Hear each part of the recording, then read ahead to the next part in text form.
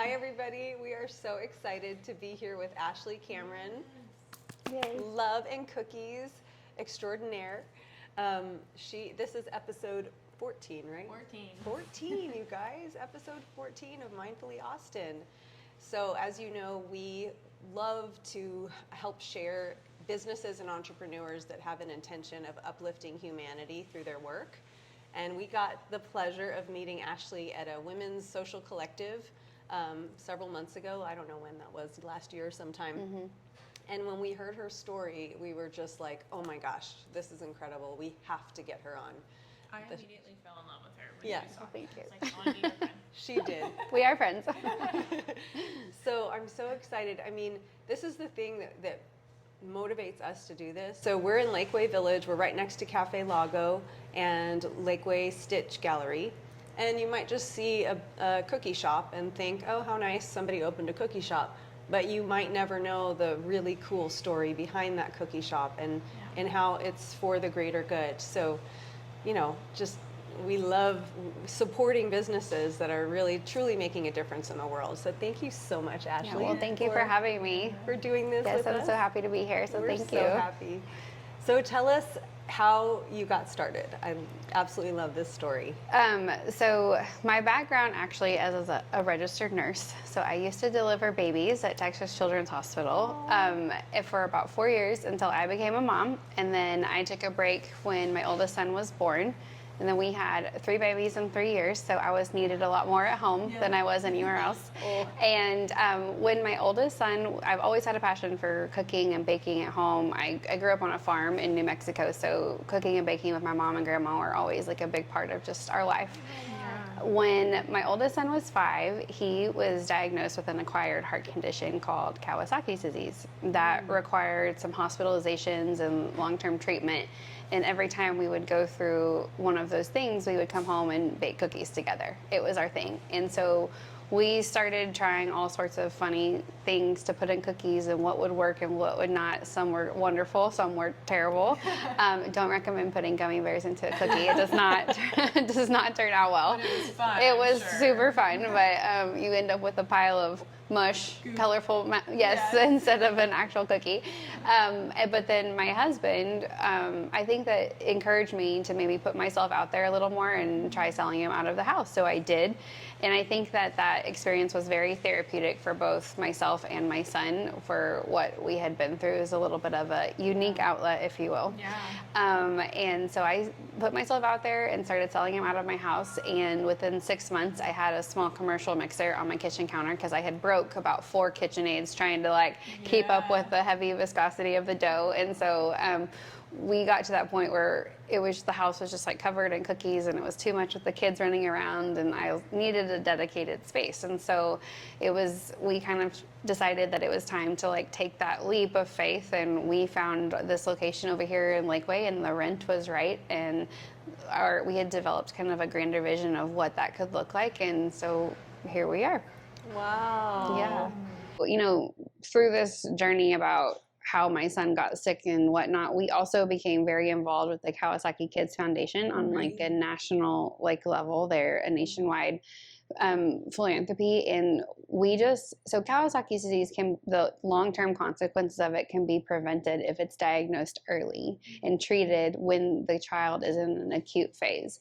And so I felt really called because my son was misdiagnosed. In fact, he wasn't diagnosed until about almost a month after the start of his fever, and unfortunately caused some long-term consequences for him. So I just felt very called and very passionate to share his story, which is very not like me because normally I would be more private about that. But I just felt like the other parents need to know that this is the reality because no parent wants to walk through the shoes that we did and have the consequences. So if these kids can be diagnosed early and promptly, and a lot of that comes down to parents and family members advocating for their own children.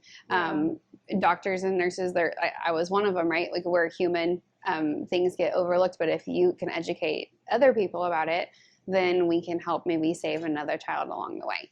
So at the time that the baking started, we were becoming very involved with the foundation, and I didn't want to open a business for the sake of opening a business. I wanted to do it with a purpose. And so our purpose is to help spread awareness and also help. And we also donate part of our profits every year back to the foundation. But then we host charity events throughout the year or special sales that will also go back to help support the foundation, which the foundation supports kids directly as well as fund research. So the foundation has something really unique. It's a backpack program where we will fill it with goodies. So like coloring books, Legos, and sometimes just loveys, because it can be anywhere from, a newborn to a 12-year-old child that's diagnosed. So there's an array of what's in the backpack that's age appropriate. But these kids can be in the hospital anywhere from 3 to 10 days or longer. And so it's just stuff for them to do, as well as like has resources for parents after the fact, because we do become part of this like unique community of parents that have these kids that went through a lot. And so it's nice to have that as a resource. So together, with the foundation, I feel like we're able to do that and help reach the masses as a whole. That's incredible. Yeah. And your son is okay. Like he's in the clear now, right? Yeah. So it's been 3 years since he was diagnosed. And as of December, we had the best echo we've had in 3 years. And so he's doing great. I know he's doing great. And he's grown so much. Like you look at him and now you would never know like that he just really has come full circle. We had lots of other things besides like the physical ailments. He really struggled with some anxiety and going to the doctor, and just he struggled with kind of frequent illnesses, and we've really seen him kind of come through this, what a child can go through in terms of like anxiety and fear, and really come out. And I feel like in the last 6 months I have the most like confident, amazing kiddo who's just really come full circle, and I'm so proud of where he's come. Amazing. Yeah, he's really done an amazing job. So it's incredible what a human can do when you're faced with a very challenging diagnosis like that. Yeah. And it's a pretty rare disease too, right? It is, but surprisingly, it's so Kawasaki disease is acquired, meaning that he was not born with it and then misdiagnosed. So what happens is you get a virus, and it can be caused by numerous variations of a virus. The typical viruses is not necessarily, it's not a COVID virus, but a coronavirus that is usually one of the causes of it. But there's also other ones that can cause it too. But basically this virus, for whatever reason, causes a massive inflammatory response in the body, and then it attacks the coronary arteries and the valves of the heart. So they can develop in cases where they're not maybe treated early, or even if it can happen anytime, I guess, but they can develop aneurysms on their arteries. They can develop valve damage and some other heart. So essentially that would throw a child into some sort of like heart failure, and they can also have long-term consequences such as like blood clots and things like that, because it does cause your platelets to go really high as well. So there's a lot of challenges. So imagine as a parent, you thought your child had a perfectly healthy heart, and then all of a sudden because of a virus, they're like, oh, your son has an aneurysm, and you're like, wait, what? Wow. And so you have to go kind of, it just makes you like, oh my gosh, how did that happen? And so it's a very unique disease in that sense, that it can come out of nowhere. But our goal now is that we just have to maintain, like, keep him healthy and keep him on the right track, because they can also relapse too. So wow. Yeah. What a story, and how brave of you guys to immediately tackle it, to be an advocate, and then to do something special and positive out of it that made him feel happy and connected to you during that really hard time. Yes, he often says that it's his cookie store, and I'm like, well, maybe you got to learn to wash dishes first. We'll see. I love that. I was going to ask you. We ran into Ashley at HEB, me and my youngest daughter, when they had just set up a display of her cookies, and they were. I think you and your daughter were seeing it for the first time. And they were taking pictures, and so we took a picture of them in front of it, and your daughter was so cute. She's like, my mom's a superstar. So I was going to ask, how do your kids feel about this? They think it's pretty special, and they feel like it's pretty darn cool. I won't lie. They feel like it's pretty darn cool, and especially like Charlie and I's pictures on the back of every bag that you can find at HEB, and so he feels like they're kind of somewhat small celebrities, I guess, and so for them it's really cool, and they're excited. And having my family be so supportive and excited is, I think, half the battle of any working parent, right? And it's hard to understand that sometimes as a kid. And so the fact that they're so excited about it, they love to come up here and get ice cream and cookies. And when it's their birthdays or special events, we always do special things. And so it's fun for them. So tell us about HEB. And Yeah. so for those of you that are not in Austin, HEB is like the store, the superstore. It's amazing. It's awesome. So every year, HEB hosts a competition called the Quest for Texas Best. So what that means is HEB has a mission in itself to support, to be kind of true to its grassroots and support local suppliers. Because to be honest, they don't need me, right? They don't need us, but they want to be true to their mission and support Texans and Texas businesses because it was kind of how they got their start. Yeah. And so they host this competition in honor of that. And basically, if you're a small supplier and you have a product, it can be anything in the grocery store, from a salsa to a barbecue rub to a cookie to a hand soap, you name it. And if you feel like it needs to be on retail shelves and you want a way to launch into that market, then you can apply through this process. And so we did, which was when we applied, I certainly thought it was a long shot because our store had only been open for about 5 months when we applied. So I thought, I was fully anticipating, hey, you don't have enough business under your belt, come back and try again next year, which would have been totally appropriate. Yeah. But they didn't. And we ended up being out of 600, or I think it was like about 585 applicants, we made the top 10. So just to make the top 10 was unbelievably amazing. Wow. But then at the top 10, got the opportunity to go to Dallas, and basically it felt as if it was the live Texas version of Shark Tank a little bit. And we had to pitch our little hearts out to basically tell you why we were the best in Texas and why we deserve to be on HEB shelves. And we went on to win first place. So yeah, great. So with that, we won a nice large check from HEB, but then we also got the opportunity to have our product on HEB shelves, which just hit the end of February of 23. So, right. So, and then on the HEB shelves are cookie dough that people can so it's one of our products that we have. So it's our gourmet frozen cookie dough. So it's a pre-portioned cookie dough. 8 cookie dough balls come in a bag. So each cookie dough is 2 ounces, and you literally can take one out of the bag or bake the whole bag. There's lots of fun different things you can do with them. You can cut them in half to make smaller cookies. You can thaw them and make cookie cakes. So there's all sorts of fun things you can do. One of our kind of things that sets us apart is not only that pre-portion, like no mess experience if you only wanted 1 or 2 cookies, but it's also the quality of our product. So it was really important to me, especially after what my son went through. Like I really try to, I'm not telling he can't eat cookies or anything like that, but he needs to at least eat high quality stuff. So stuff that I know doesn't have preservatives, stuff that was made with real high quality eggs, like real butter, because really good, I won't say good for you, but good quality ingredients makes a difference in the product that you're getting. And so it was really important that we translated that to the masses when we developed this product. Yes. I love that. And you can find that in the freezer section? Frozen? Near the ice cream? Yes, actually either right next to or across. It depends on what store you're at. But we are going to HEB today. They're so good. And you don't have to thaw them. That's what I love. It's not like a wait process. You just pop them out of the freezer, put them on the tray, and then go. I like to say it's every mom or every parent's best friend in the freezer. When your kid wants something and you're like, I don't want to order from all these other stuff, or I don't want to get the cookie dough that has all the preservatives in it. It's the best parenting hack because the bag reseals. You don't have to put it in a Ziploc. It's easy, efficient, low maintenance, but high quality. Well thought out. So we're here in the bakery today, and I will be going off keto today to partake in some of these delicious cookies. As these cookies stare at us. We can smell For it. a soul.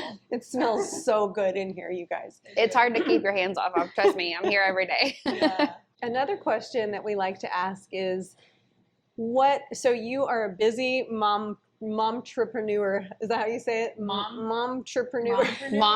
Mompreneur. And how do you take care of your own self-care? What are some things that you do to stay? I will be really honest with you. I struggle with that because all of this is still pretty new. So I just to be completely honest, I still struggle with that because between this and managing 3 kids and running around and trying to be as fully present with them. When I decided to open a business, for any parent, it's not an easy decision, or even if it was just starting a new job, because I wasn't only changing my life and my daily routine, I was changing the entire dynamic of my family, right? My husband was going to have to step up and maybe do some things that wasn't part of our normal routine before, like laundry and things like that may not have been a big fan of him. But he was so kind and gracious and did it with a smile on his face. And my kids had a little bit of struggles when the change and mommy wasn't always available, but we've managed to work through it, and I think it's like their support, to go back to that fact, is great. But I try to do things like walk as much as I can, and get outside. Yeah. I mean, you have a lot of natural lighting here. yes. That helps too. that was very important. Yeah. Yeah. So get outside as much as we can. But I loved also too, like, because my time with my kids has shifted from quantity to quality. And so having quality time with them is very fulfilling as well. And so I love that. watching their sports and things like that. And so as much of that quality time as we can get is great. That's so good, because they grow up so fast. I have a 15 and a 10-year-old all of a sudden. I'm just like, Today is my youngest birthday. He's 5 today. And so I'm like, how did that happen? He likes to say, I'm a whole hand. I'm like, you're a whole hand. So you have 5, 6, and 7? 5, 7, and 9. 5, 7, and 9. Okay. Yeah. Oh my goodness. That is So, so cute. One thing I want to acknowledge that I love about your story is it seems like you always said yes. Like, you didn't let fear or doubt hold you back. Like, everything seemed to go so quickly. Like, with the HEB, you had only been open for 5 months, and you said, yes, this is possible. Even though some thoughts were like, you probably won't make it, but you did it. Like, you showed up and you did it. That's very true. Some people probably thought I was really crazy along the way, which would have been very fair. Yeah. But yeah, I mean, I think that if you're going to do it, you might as well go all the way. Yeah. All they can say is no.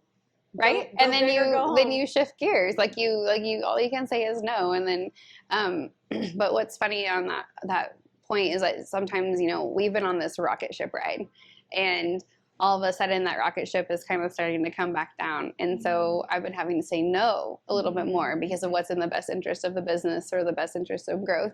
And so we're having to shift a little bit of mindset currently, but all good things. And so it's been an amazing ride, and we've met lots of great people along the way that have helped us out or been great mentors and things like that. That's so great. Yeah. Now, what originally brought you to Austin? So after my son got sick, my in-laws live out here, and we were here a lot of the time anyways in the summertime. And we were in Houston before that, and we just felt like we needed a change in pace. Like, the traffic wasn't for us, the smog and the congestion, and we just felt like we needed a reset. And so we loved it out here, and we loved this area and wanted to be close to them. So here we came. That's great. When was that? When did y'all come from Houston to Austin? We arrived and then COVID hit. That's So around the time we came from Katy. Yeah. Summer 2019. Yeah, so we came April of 20. Okay, wow. So like literally, we had already bought our house though before it all hit. Yeah. And so we were just waiting so it was already set to close and all of that good stuff. So we just, and since the kids weren't in school, we were going to wait and move until in June. But then we were like, well, let's go ahead and go because they're not in school anyways. Wow, what a crazy So, time. We yeah. moved, I mean, we were here, we've been in Austin for almost 18 years, but we moved right in the middle of COVID as well from, well, one part of Lakeway to another. Like, we're Spice Cave Lakeway. Yeah. The intersection of all three kind of. But yeah, you're in Lakeway as well, right? Yes.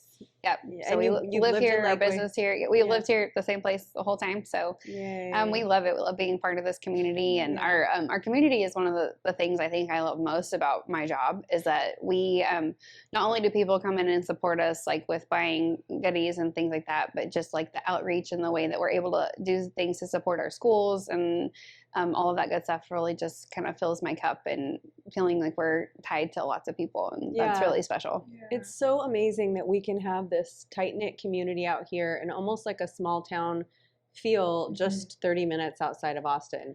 Yeah. And when I moved to Austin in 2005, the slogan was small town feel with big city amenities.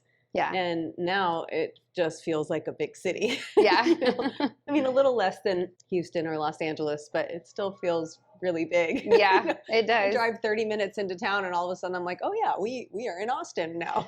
We are. And so Yeah. it's kind of nice to have that close by. Yeah, and it's so nice to be able to come out here where it's a little bit slower and we have the lakes and the hiking trails and all that fabulous stuff. Yes. Yeah. So here's something I didn't know about Love and Cookies. Like, I thought I knew everything about Love and Cookies.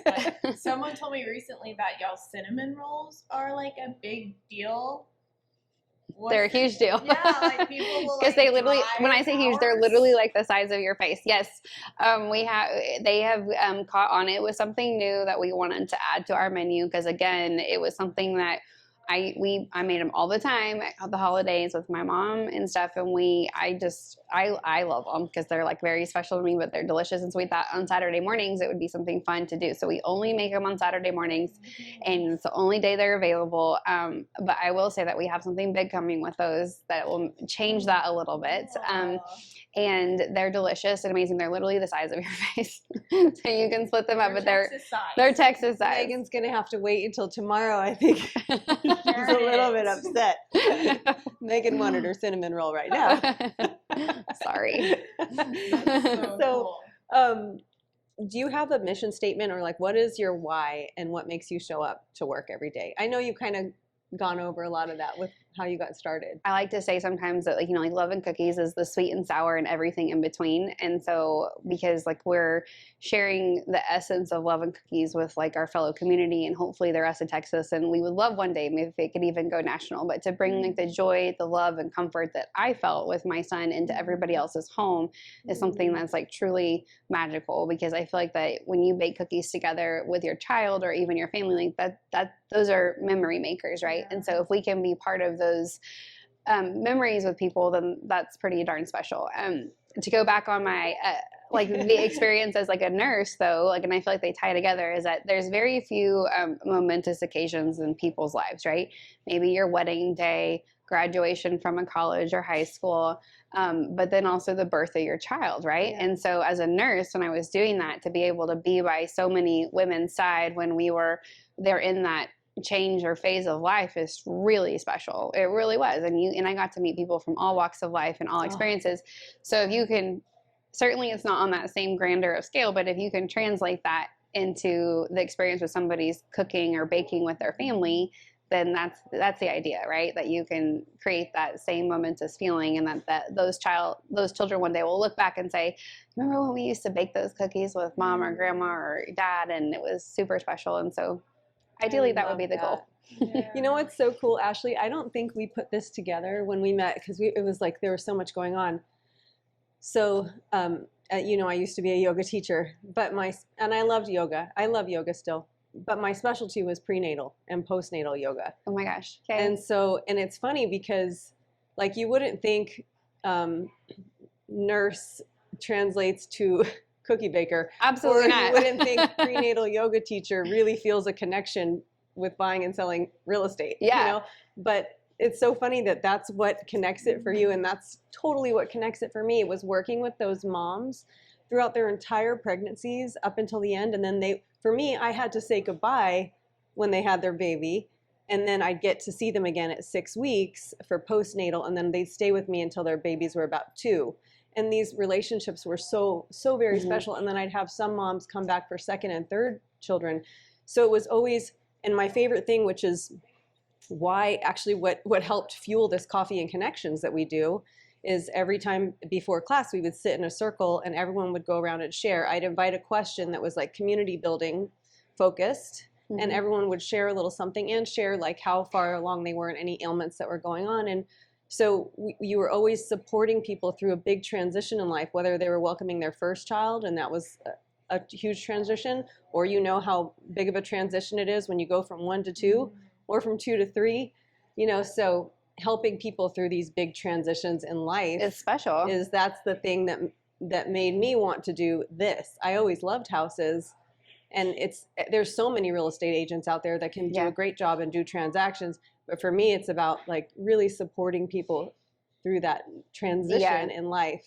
And it was so rewarding when I felt that connection, like that sync, that tie in. Yeah. So it's a lot of the skills I learned that I think that like whether it's just how to deal with people on a daily basis or like how to build relationships, a lot of things that I use today I learned from my experiences of being a nurse. But I will tell you that when I told my parents that I was going to do this, they're like, wait, we spent how much money for you to go to nursing school? And how it was like a 360 upside down, inside out career shift, right? Like go from that to a bakery.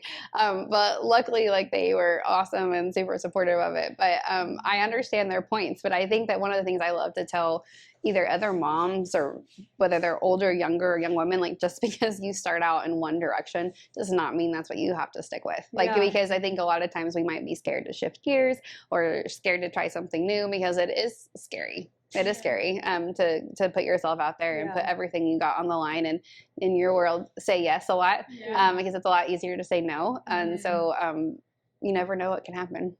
Well, it's so cool too that like each thing that you do adds to the next thing. Like I don't know that I would definitely not be the person that I am today had I not had all the things I've done in my life. You know, there's so many things that have made me who I am. So what if I didn't go down that one road? How would I do this job here? You know, exactly. And it's like I think all the time if I had to go back to college or do things, I would do things probably entirely different in my current state, like knowing what I know, right? Or and so it's kind of fun to like think back on that but I'm grateful for everything that's happened because I wouldn't, at the same time, I wouldn't do it any different because it's made me who I am. Yeah, I love that. So do you have 1 to 3 tips that you might share with somebody who's thinking about starting their own business? Sure. I would say you can never do enough research. Like know the market you're in, like know what you're getting yourself into to the best of your ability and understand like your competition or possible competition. Going through the HEB quest really helped open my eyes to that because I had some great mentors that were like, you know, you have to think about competition and things because those things matter in terms of your ultimate success. If you open something up in a saturated market, of course, like you're going to have, that's maybe not ideal. Right. And when the time that we opened, there was no other cookie stores. Now there's like 4. But I think that we built a good, reputable brand but it'll be okay. But that would probably be one of the biggest things. And then these are very practical tips, but always making sure that you have adequate funding because you don't want to find yourself in a stressful situation because then you ask yourself, why did I do this? Because having adequate capital behind what you're doing and your growth strategy is really important.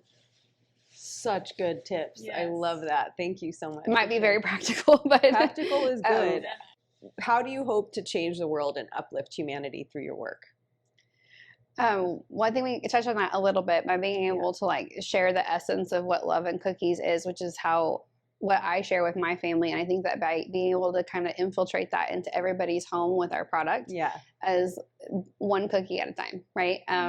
Because I think that you're not just getting a cookie, you're getting a cookie that's full of memories and joy and love and laughter, which is what I think that we embody. So just ties into all the things. And all while we're educating people about Kawasaki disease and what that means and how to spread the word. Because, you know, one of the fun things that has happened over the last like couple years is that random people will find us on social media, send us emails and say, hey, like because of your story, like my daughter or son got sick and I took him to the doctor and we asked about it and sure enough he had it and thank you for raising it. You know, where this has actually happened quite a few times surprisingly. And so it's like those are like the things that keep you going, right? You're saying I'm going to keep going because clearly something's working and otherwise that child may have been misdiagnosed and you never know. So that one moment where you chose to not be private about something and you chose to share and it's helped so many people because of that. And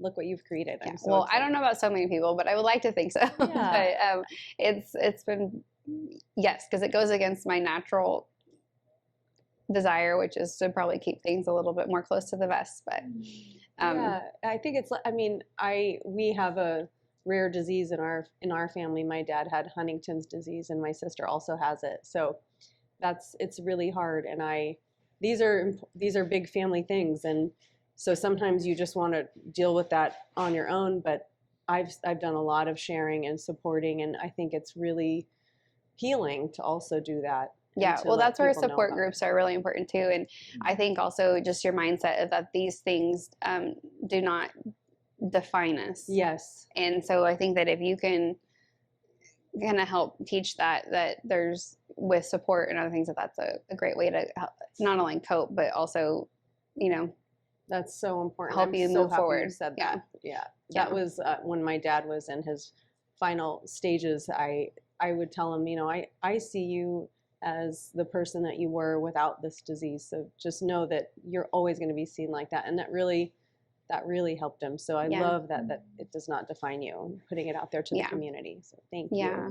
I'm so happy we did this. Thank you so much. Yeah, well, thank you for coming. Ashley. It's so fun. I'm so excited to show you guys around the store too, and to taste a cookie.